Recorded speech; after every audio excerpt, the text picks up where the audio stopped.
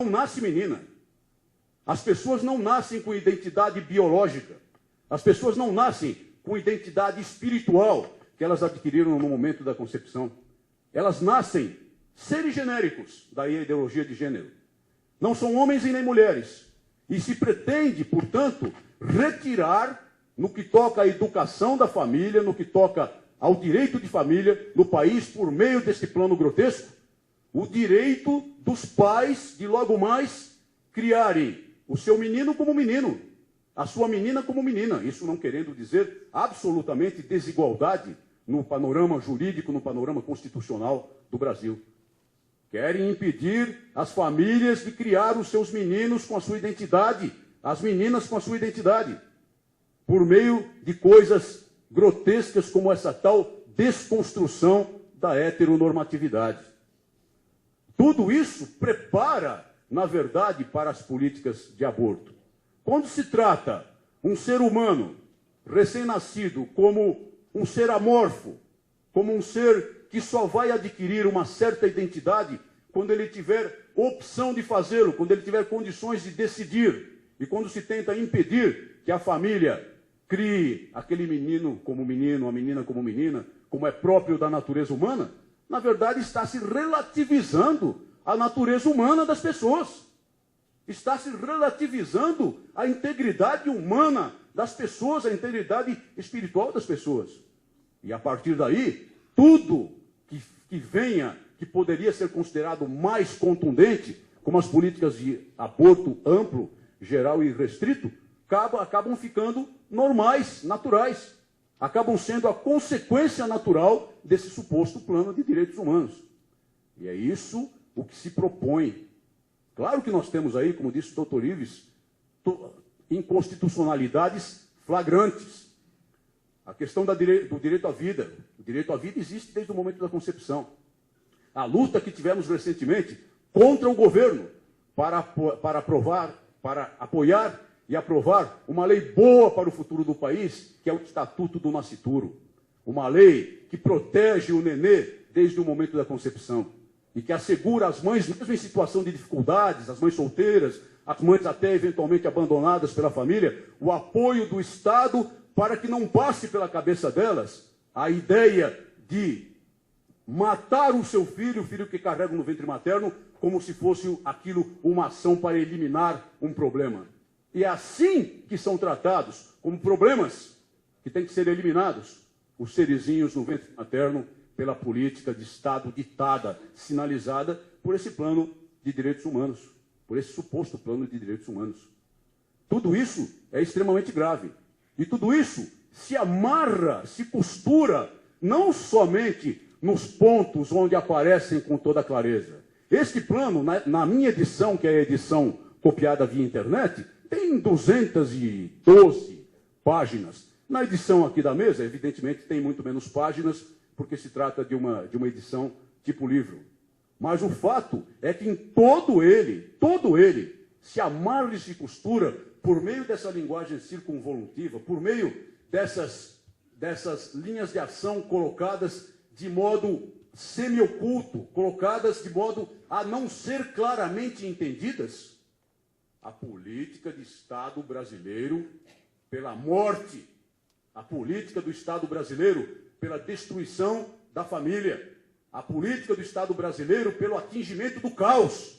Do caos.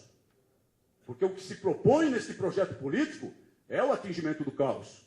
Para a partir daí, no caos, aí sim, vamos construir o homem novo. Vamos construir um homem novo a partir do caos. E esse homem novo será um homem amoldado, obediente à ditadura, amoldado e obediente ao autoritarismo, amoldado e obediente ao bolivarianismo ou qualquer nome que se queira dar a esses projetos terríveis de destruição da liberdade. É muito sério o que se propõe aqui, muito sério. E no tocante à questão do desarmamento? Será que precisamos nos lembrar que em 2005, no referendo, por ocasião do referendo do artigo 23 do Estatuto do Desarmamento, a população brasileira se manifestou claramente, maciçamente, com 73% dos votos, pela preservação de um direito que eu reputo constitucional, o direito à legítima defesa, ainda que por meio de armas de fogo. Esse foi o resultado do referendo. Uma virada histórica num jogo político que parecia completamente perdido desde o início. Com pesquisas de opinião em mãos do Ministério da Justiça, poucos meses antes do referendo, a mostrar, e vamos desconfiar, portanto, das pesquisas, que a população daria o seu aval ao desarmamento das pessoas de bem, ao desarmamento da população civil, com 80% dos votos. Algumas pesquisas até indicavam mais. E, no entanto, depois, no resultado das urnas, depois de uma campanha heróica, feita por todo o país, depois de uma campanha de convencimento pelo direito, pela necessidade de preservação do direito, chega a um resultado completamente oposto de 63% pelo não. E esse referendo, o resultado desse referendo, já se fez sentir? Não. Antes, pelo contrário. O Estatuto do Desarmamento já é uma lei draconiana em si, mas as estruturas administrativas colocadas para fazê-lo funcionar, na polícia, no Poder Executivo, em várias instâncias, são de molde a não permitir a cristalização dos direitos que a lei supostamente declara, entre os quais o de posse, mansa e pacífica de armas de fogo para a defesa do lar, ou, em casos mais raros, de porte de armas de fogo para a legítima defesa. Esses direitos não se cristalizam, mas não basta. Não basta. Porque este Plano Nacional de Direitos Humanos, na diretriz 13, objetivo estratégico primeiro, determina que o Estado brasileiro trabalhará para a ampliação do controle de armas de fogo em circulação no país e trabalhará para o desarmamento completo da população civil. Curioso, o plano não menciona em momento nenhum o desarmamento dos criminosos que nos agridem, que nos assaltam, que violentam o nosso modo pacífico de existir e de trabalhar para o futuro do país. Não menciona em momento nenhum o desarmamento dos criminosos. Menciona o desarmamento da população civil. Talvez porque a população civil pensante, talvez porque a população civil não anestesiada, seja e vá ser a última barreira exatamente para a realização, para a concretização do projeto autoritário, do projeto liberticida que busca lastro nesse monstrengo pseudo-jurídico, eu repito a expressão utilizada no início. As modificações cosméticas feitas pelo governo devido à pressão social e devido à pressão parlamentar, nada significam, em qualquer ponto. Na verdade, com outras palavras, mantém-se a mesma coisa. O plano, como disse o doutor Ives Gandara, é inconstitucional de ponta a ponta. Eu ouvi de algumas pessoas, nas críticas, nos embates, nos debates que mantive a esse respeito na Câmara dos Deputados. Alguma coisa esse plano de direitos humanos tem de bom. Ora, como é que pode algo de bom, como é que pode um órgão são subsistir num organismo completamente infectado, completamente contaminado pelo desígnio espuro da supressão das liberdades individuais, das liberdades públicas?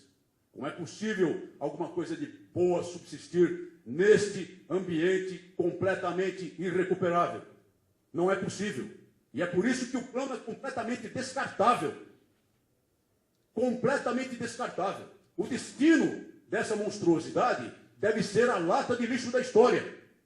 Não pode ser outro.